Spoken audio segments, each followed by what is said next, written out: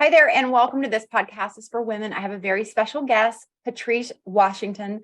She is a best-selling author. She's a speaker. She really helps women get in alignment with making money, doing good in the world. She has her pillars that go along with this process. I am so delighted to have Patrice on my podcast today. So welcome, Patrice. Thank you for having me. I'm excited to be here. Yes. Do you want to tell my audience? I'm so excited, first off, I have to say, to share you with my audience. Money, being okay with money, being a powerful dynamite woman. These are such important things. So I'm so happy to have you, share this mindset with us and what you teach, your philosophies. But for those who don't know you, can you just tell us a little bit about what you do and how you got into this business? Yeah, well, where do I begin? It started in 1981. No, I'm just kidding. So I've been really fascinated with personal finance since I was about 18, 19 years old, mostly because, like many of us, I didn't learn anything about finances from my family. But by 21, I found myself in $18,000 of credit card debt. Even though I was a smart kid, even though I was graduating from the University of Southern California with honors in business, I still didn't know the basic fundamental things. And so when I sought out to really learn, I immediately leaned into what my first grade teacher, Ms. Boynton, taught me many, many moons ago, which was when you know something, you have a responsibility to share it with your friends. And so even my late college years, my early mid-20s, I was the person who was like going to the seminars and the workshops and reading all the books and doing all the things. And I would try to share with my immediate friends. They were not interested. But I did try. I did my best. And I really parlayed that into teaching clients because I became a real estate broker at 22 years old.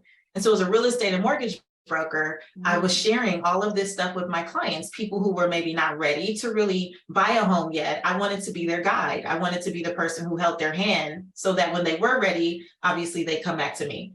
And it worked.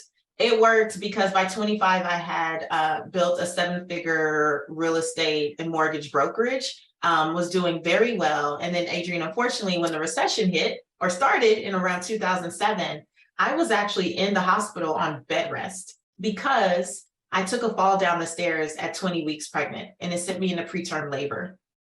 And in the hospital, literally getting to the emergency room and them saying, ma'am, I'm sorry, this baby's coming any minute now. And I did the only thing I knew to do at the time. I started praying. I asked other people to pray. And what was supposed to be any minute now turned into me being in the hospital for 10 weeks on hospital bed rest. Wow. And then my daughter was born 10 weeks early at just 30 weeks and some days. And she spent 3.5 weeks in the NICU. And when I was actually on bed rest, maybe 4 or 5 weeks in, this is when I'm watching the banks that I work with close down left and right on the news every day. And I have 16 loan officers and real estate agents by this time, and they are freaking out. They're calling me every day because their deals are falling apart. Sellers are threatening to sue us. Buyers are losing their deposits, so they're threatening things. And here I am in the hospital on bed rest. I cannot help myself, so I definitely can't help them. And I'll never forget the day that my doctor came in and she said, Patrice, I don't know what you're stressing about, but we're monitoring the baby. And if you don't stop stressing, you're going to leave here 2 years in a row with no baby. Because the year before I gave birth to a son who passed prematurely. Same hospital, same doctor, same floor. Wow. Yeah. And I asked them, Adrienne, I said, take the TV off the wall. Just take it down. I don't even want to be tempted to watch the doom and gloom. I can't keep watching the news and obsessing about things I cannot control. The only thing that I can control is how I respond and making sure this girl gets here healthy and strong. And so they came, little two maintenance guys came, they took the TV off the wall. They were very concerned. They were like, are you sure? I'm like, I'm sure, please just take it. And I used the iPod filled with like worship music, a Bible and a journal. And that is how I got through those next 5 weeks. And, my daughter was born healthy, but I left the hospital with almost $400,000 in medical debt, no deals closing. And very humbling time because for someone who was really, really passionate about personal finance, even at that time, being in that season taught me compassion. I was always passionate. I always wanted to share with people, but I still never really had a frame of reference for how hard life can be. Yeah. Yeah. And that was And for anyone who's thinking, well, you still had it good, you had been making all this money, I think it needs to be said that once you do start making money and then you're not, and you start going the other way, it's a Mhm. completely different type of fear and feeling, in addition to watching all the people that you were employing, Yeah. losing employees, losing relationships, and it's a different type of stress. I mean, it's next level. Literally, Yeah. it took me years to recover mentally I from believe that. it. So, I believe it. I mean, we exhausted all of our savings trying to keep everything afloat. I mean, I Mhm. had overhead, I had employees. When I wasn't getting anything, I was still paying out employees, hoping for the best, and the best really never came in that scenario. So eventually, we closed the office down. We had to lay people off. My primary residence eventually went into foreclosure.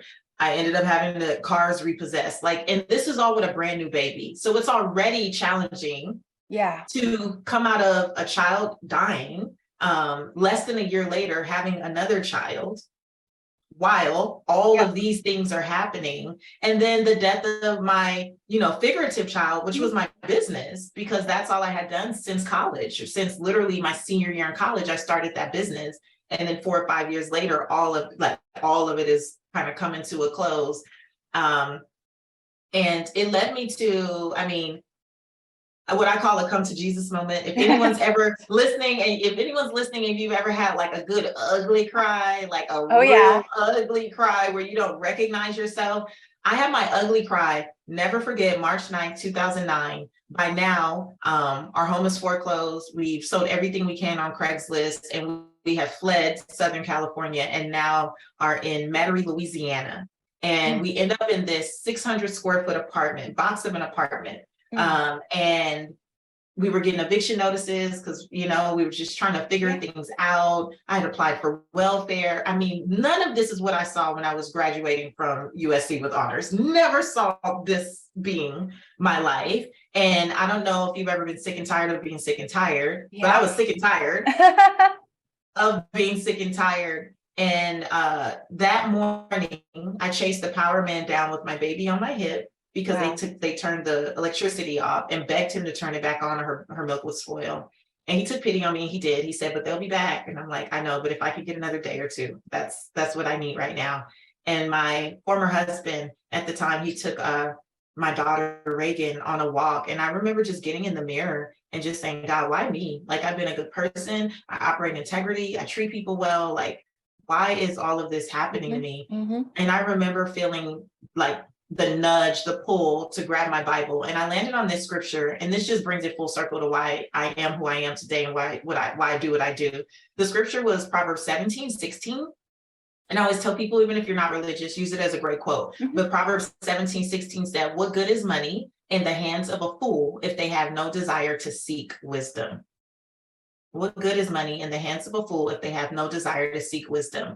And it was one of the first times it dawned on me that there was a difference between wisdom and knowledge. So, yes, very smart. I'll go to all the seminars, and it's just like we are today in the age of Google. You can Google Yeah. anything and feel like you know Yes. something, right? You Or can, AI can write you a essay about it, right? right. And it's like, but that's information and education. But wisdom is knowing when to apply it, how to apply it, with whom to apply it. And a lot of times we get it confused. We think because we know something, we're self-aware, that it's the same as having wisdom, which is really more about your soul awareness, your ability to actually move and get the guts to do what you already know, get the guts to actually apply that in a successful way, right?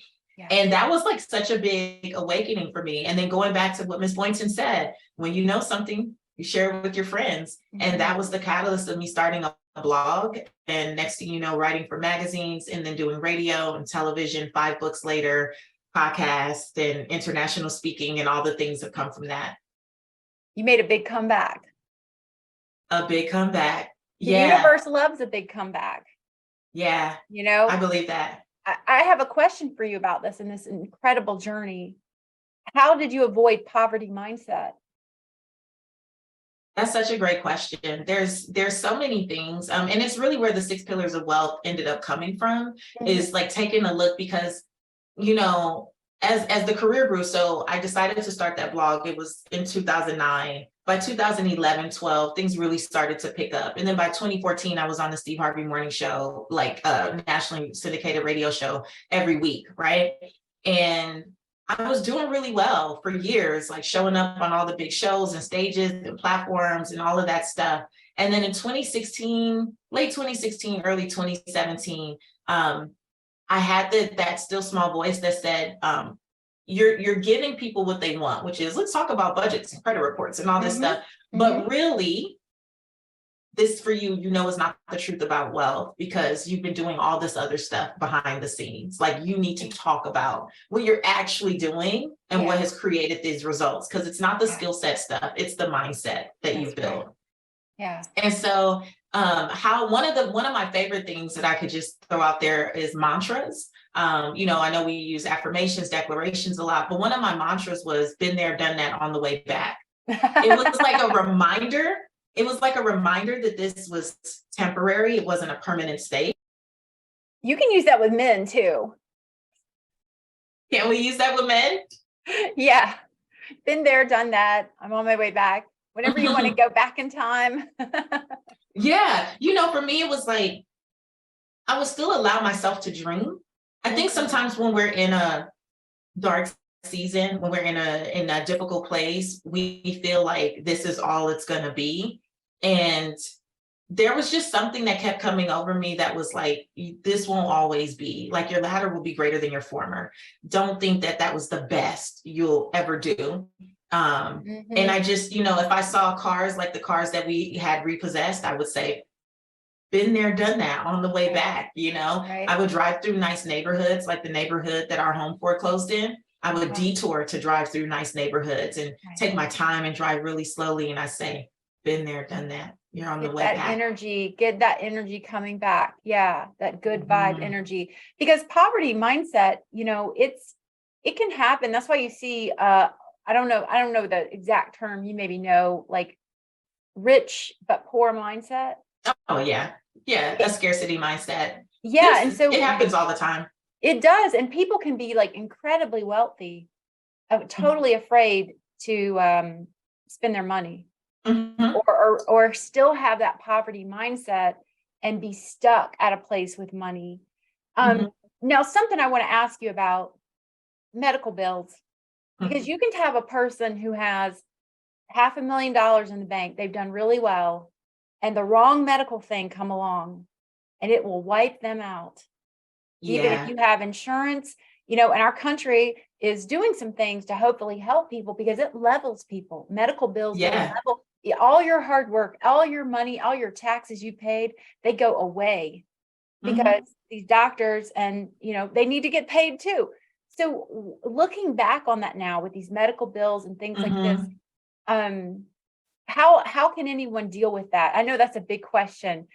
Yeah, I have an answer for that, though. It's something that I wish I would have honestly been more aware of. I think we hear a lot about like life insurance, and we hear about health insurance, and health insurance will make sure that the hospital bills are paid or that the doctor, is paid. But there's not really any talk about who pays you, right? Like, in the event of an illness or a disability of some kind, very few people actually have anything that covers the gap. It's like either I get injured or I die. But like, what if I get injured and I live and then I need to, but I'm not really equipped to work. Disability income insurance is huge, and a huge way to fill in that gap. And it's super affordable for most people. And I would just say, thinking about talking to a financial planner, talking to your financial advisor, and just thinking about the biggest picture, because health insurance is honestly bare minimum. And it's sad that it's so hard for many people in this country to get, especially with the cost of healthcare in this country. But health insurance and life insurance are actually bare minimum, especially nowadays, because we live in a gig economy. And look at how careers and jobs have transformed just in the last 10, 20 years, where people can create so much of their own, like they can have their own business. Many women in particular, like we're starting businesses, rapidly. And so it's great when you have that income coming in. But I don't know about you, but for many of us, we are the business, we are the brand. That's right. If you don't speak, if we don't coach, if we don't record, if we don't, right, it's like, what else is happening besides besides the kind of evergreen products or programs we may have out there? A lot stops if we stop. And That's right. So your health and your wellness, it's riding on this. Now, I mean, I'm so glad we're talking about this, because this is definitely a message a lot of women, anyone listening to this needs to hear, and that's knowing your rights around the word disability.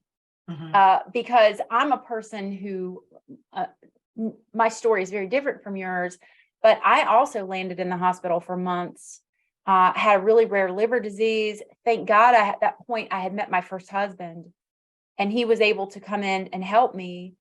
But, we had to learn about SSA. We had to learn about disability. And I'll never forget, several times I had disability insurance from my employer. But when it's time to go to your employer and ask about this, they will act like the dumbest person you've ever spoke to in your life. Of course. And when you go to your doctor and talk to his receptionist, who maybe just has a high school diploma, I'm not hating on receptionists, and you say, I need this for my disability insurance, they'll say something like, well, that takes years to get. And they're talking about Social Security disability. And I just think it's really important for people to understand there's disability insurance, there's Social Security disability, which you could have possibly even gotten that, Patrice, at that point in time. Yeah. And then there is, what I think it's SSA, where it's a temporary, or Medicaid, where it's a temporary thing that something can help you. So, I mean, we're talking about this. I want to make sure everybody knows. Yes. Well, last year I was actually on a show called Opportunity Knocks through PBS, and we're actually getting a second season this year. And what I love about Opportunity Knocks is it really reminds people that when you are in some type of financial hardship, that you don't have to do it alone. Like, one of the biggest things that I learned from that season is that I was so embarrassed to ask for help. I was so used to being the one that everyone else came to. I was so used to growing up with that figure it out mentality that I didn't know what I didn't know. I didn't know where I could go because I wasn't being vulnerable or transparent with people. Many people who knew that we moved from California to Louisiana literally just thought that we moved nicely, when really we were fleeing, one of the worst seasons of our lives. You know what I mean? And what I would tell people now, no matter what the scenario is just to know that there is support. And I know it always feels like no one knows, no one else understands, or who can I go to? But Opportunity Knocks, for example, has what we call an opportunity finder. And anywhere in the US, you can use this. The opportunity finder is at opportunityknocks.org. And it's like a portal where people can check off what their challenge is and get nonprofit or CDFI, community development financial institution support in their backyard. Because oftentimes there are resources, but when we don't know, we don't know. Exactly. And you'll go to someone that you assume they know, such as the receptionist at your doctor's office, and she says no. And you go, okay, I guess I can't do this. Or when my health insurance payment got forwarded to the wrong address, and so we were late paying it, and the company was like, listen, I said, let me talk to a manager. My husband was a businessman. He goes, escalate this to a manager. And the guy is telling me, listen, I can tell you right now, we're not going to reinstate your health insurance. But they got the manager on the phone. We were able to prove that it had gotten misrouted. I was able to keep my insurance. So do not take no for an answer. You may be talking to somebody who says they know what they're talking about, but they don't. Yeah. Keep going. Yeah. Keep going. Keep going. Yeah. Even attorneys, if you have to talk to the first attorney you talk to another one and talk to one after that until somebody can help you. So I'm so glad we're able to share this. And clearly you've bounced back. You've made a lot of amazing changes in your life. You are also in another season of transition that I think is really valuable to share with my audience, because most of my clientele are powerful Dynamite women. They are powerful Dynamite women, high earners, high achievers, and they have difficulty in relationships. I think partly because we are go-getters and we're in that lady boss mode. It doesn't translate into the relationship. And I believe it can cause a lot of, tension, or the man feels emasculated. He doesn't feel like he's on the same tier or level you Mhm. are, especially if you out earn him. Mhm. I will tell you, even worse than out earning is being like neck and neck. Really? That, yeah, that's a tough one for a lot of relationships. But anyway, do you want to share with us a little bit about this next challenge? Because we started talking Yeah. about it, but this next phase that you're in, because it's also challenging. You're going through some tough times, and I know you're going to get out of Yeah. it. Yeah, so it's interesting. I actually learned of you originally because of a friend that listens to you and has taken your programs and courses and everything. So well before we actually connected on Instagram, I am one of your people. So I know exactly what you're saying, and I've learned a great deal actually. So I was married for 15 years and together for 18 and a half, almost 19 years. We've known each other for about 21, 22 years. So half my life pretty much with the same fella. And in 2021, when I turned 40, I hired a new life coach. And one of the exercises that she gave me was make a willing to lose list. And she said, who could you become? This is how she phrased it. Mhm. What would you need to lose in order to become all that you believe God has called you to be? And the very first thought that I had was my husband, and I shook it away. It was the very first thought, first thing that popped in my head as soon as she described the exercise.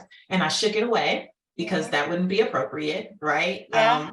Good Christian. And so I proceeded to write down a list of things. I live by the pillars that I teach from at Redefining Wealth. And so I just kind of went through each pillar and did a quick inventory. And I was like, just going through listing things. Oh, if I lost this, if I switched therapists, if I, hired a nutritionist or, Mhm. lost this way of being or this behavior or something. And I went through, and my birthday's in March. By September, I had literally cleared through the list. And my spirit said again, but you left off with Really? the real. I knew it. Really? I had known it for some time, but I was still romanticizing reality, is what I call it. I was still holding on to the dream that began when I was 22 years old. And at 40, it was like that's not really serving you. Like Mhm. that's not what you desired at 22 years old is not what you Mhm. want at 40 years old. Mhm. And I had been sharing and, let's talk about this. Let's do this. There was no arguing. There was no bickering. It was not like a Mhm. whole big bad thing. It just did not feel right in my spirit and I couldn't ignore it anymore. Mhm. I think the more I really focused on my own self-love journey, there was just certain behavior that just became intolerable. Yes. And I was fighting against my spirit, like to keep it going. Mhm. Um, yeah. And so, but I do realize that as the breadwinner by far, there were a lot of things that came with that. Not because I was throwing it in his face or being, I don't really consider myself boss lady type of vibe. Sure. I'm not a person, Yeah. I'm not like, oh, I could do it without a man and all this. That's not Right. my energy at all. Like I love men. Like, and Right. I can't wait to be partnered again. I can't wait, but you know what I'm saying? I look forward Mhm. to partnership. But yeah, there was just a lot that came with that season. I ended up separating late 2021 and divorcing last year. And now, I just sold my house a few weeks ago. I closed and coming to the realization that I would need to release the house. And it wasn't because of finances, it was because of Mhm. spirit. It was a spiritual, energetic, Mhm.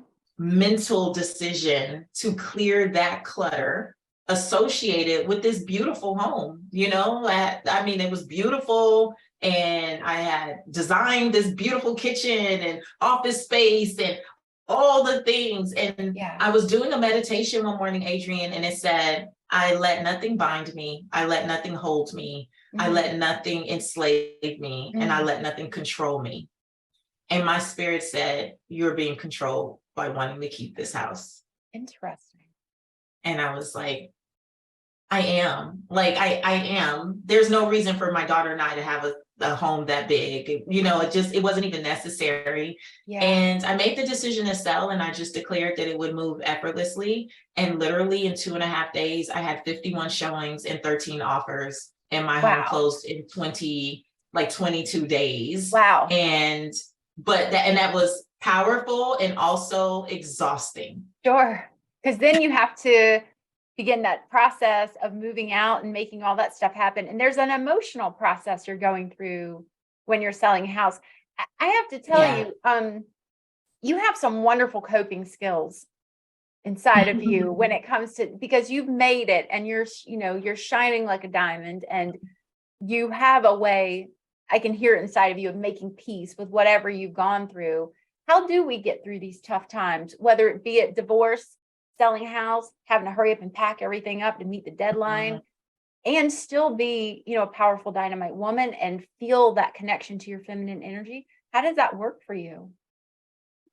For me, I really connect everything back to the pillars. I really say that the pillars are my way of processing. Like, using the pillars is how I process life. And so, for example, the very first pillar is fit. Fit is about becoming your best self. I realized that taking care of myself physically is like baseline.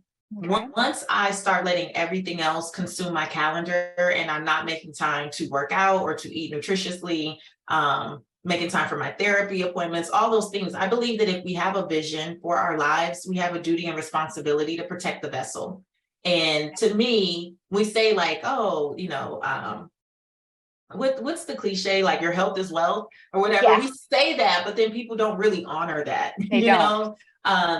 So nourishing myself, making sure I'm getting rest, like all of these things really do support me in navigating all the things, because I realize that when I'm malnourished or when I'm tired, I make poor choices.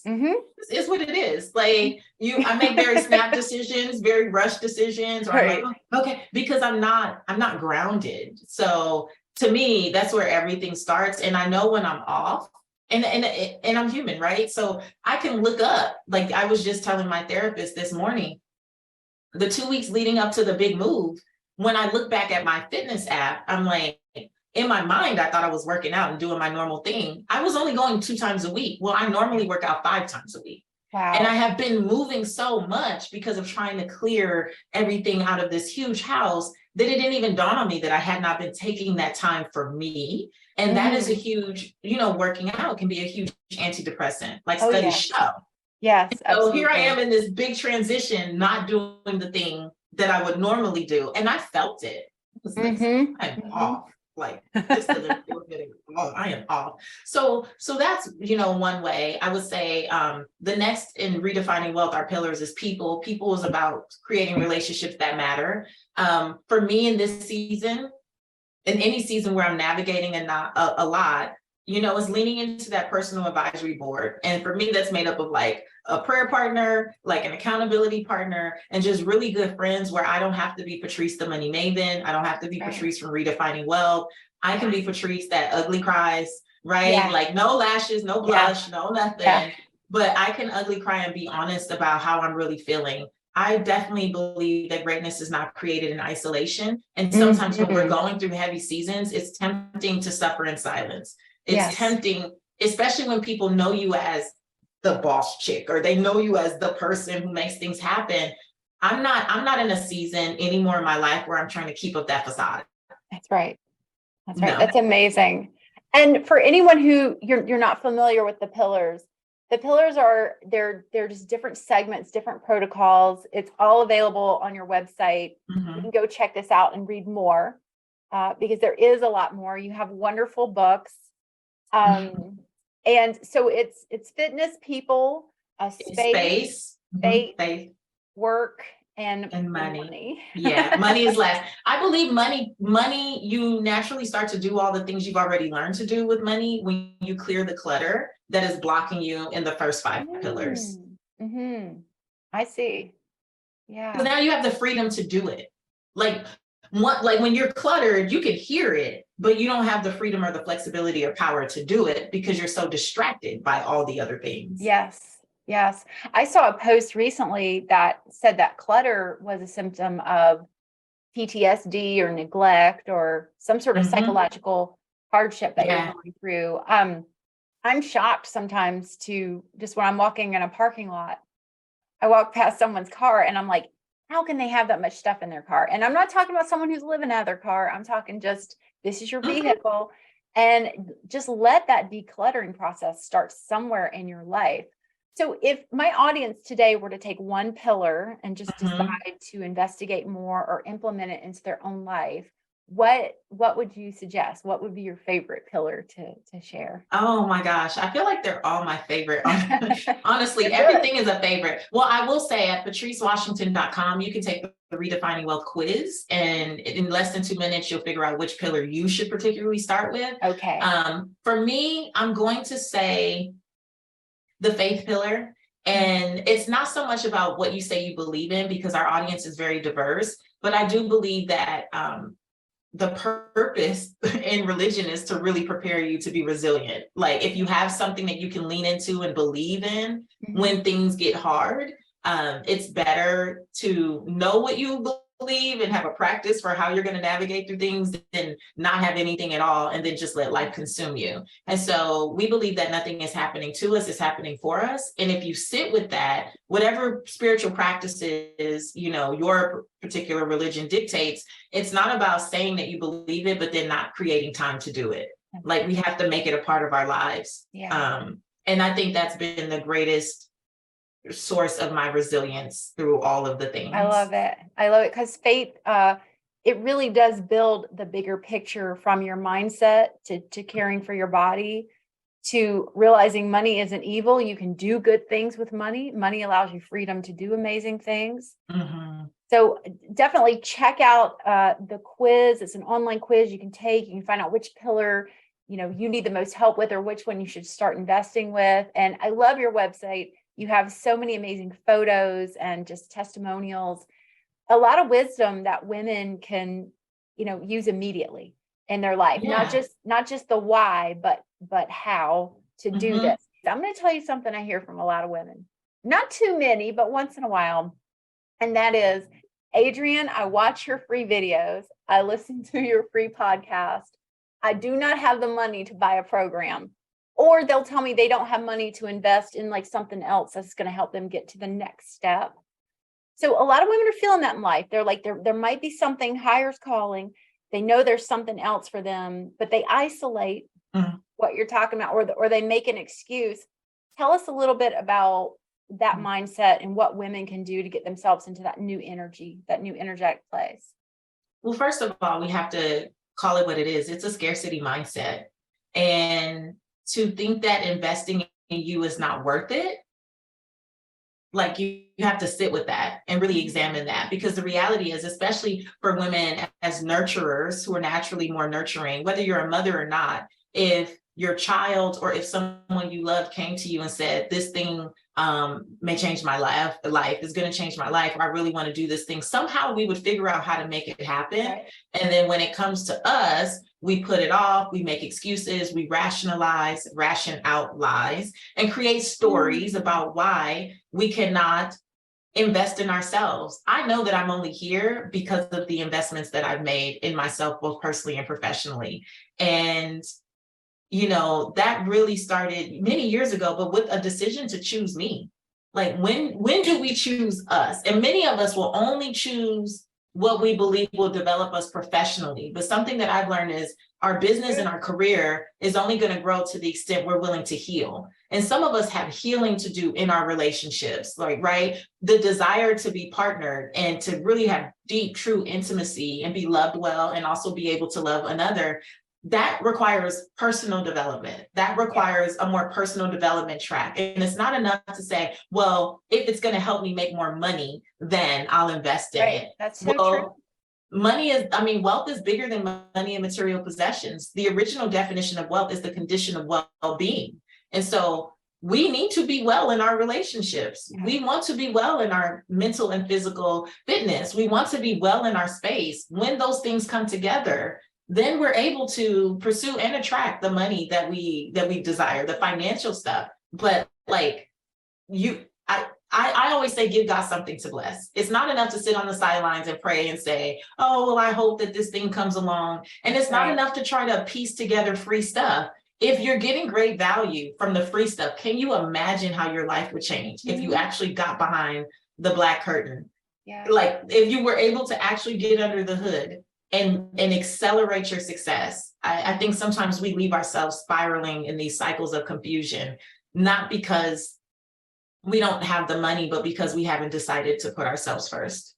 You made so many good points in that, because I've done that with myself, where I felt like I would invest in my clothes, I would invest in my food, I would invest in my health and my training, my $30 shampoo. I couldn't go spend something on something else that meant my relationship. And one of the first things I really wanted to impress upon my audience was, if you think your career is going to be going well, wait till you get into a good relationship. Everything is better. Food tastes better. You make money easier when your relationship is healthy. And that's the relationship with a man, relationship with yourself, relationship with God, your friends, your family, all of those relationships improve. There is a saying, how you do one thing's how you do everything. I'm not so sure it's completely true, but I think that there's a lot of that, how I'm caring for myself over here. And that's why I love your pillars, because how I'm caring for myself here, am I also caring for myself over here? Am I going to the gym as much as I'm spending time in prayer or, the space or whatever it may be? So it's some really good balancing that women need to do. And within all of those is like a feminine and masculine energy trait. You can get in alignment with that. So we're about out of time. I wanted to ask you one last question. And of course, anything else you want to share with my audience. What is your favorite way to align with your feminine energy? Do you have a favorite thing that really grounds you and you just feel like a girl, you feel connected to your feminine energy? Dancing. Oh, dancing. Nice. Yeah, dancing in the mirror, mostly naked. Just like I've been learning over the last few years to really embrace and love my body. Even more because it's a different body than the one that I embodied for many years. Like I turned 37, 38, and then all of a sudden I got this grown woman body. It just looks different than what I was used to. And I just literally like loving on my body, like, and just being able to dance in the mirror and just appreciate my curves. You've got a Nelly soundtrack going through my head right now. Like that has been really good. And like looking myself in the eyes and just like affirming myself and telling myself, you are beautiful. Like God made no mistakes on you. Like all those things. That feels really good. How many times a week do you dance in front of the mirror? Probably 3 to 4. 3 to 4. That's good. Don't ever stop doing that. I think that dancing in front of the mirror, having that little time alone to be a girl, and I think that is the secret to youth. I really do. Yeah. So thank you for sharing that with everyone. That's beautiful. You'll have to share a playlist sometime. We'd like to know. Oh, I've got them. Anything else you want to share with my audience? I've got all your links below, how to take the quiz, but anything else that you would like to share with my women? What just is in my spirit is just about allowing yourself in this season to be radically honest about what's working and what's not. I really believe it's not until we become radically honest, which I think many of us avoid because we know that honesty is going to require us to change or do something different. But that's the key to freedom, is just to be radically honest about where you are, what you want, what you desire, what you see for yourself, and then allow yourself to dream a new dream. It's okay when dreams, have run their course, because dreaming is free. Just dream again. I love it. I love it. Just because a dream dies, or maybe you don't feel the same, you're not committed. You have not signed a contract to that dream. Yeah. You can change your dreams, have a different dream. Beautiful, wise words from Patrice. Thank you so much for being on my show today. I hope to have you back. Thanks for having me.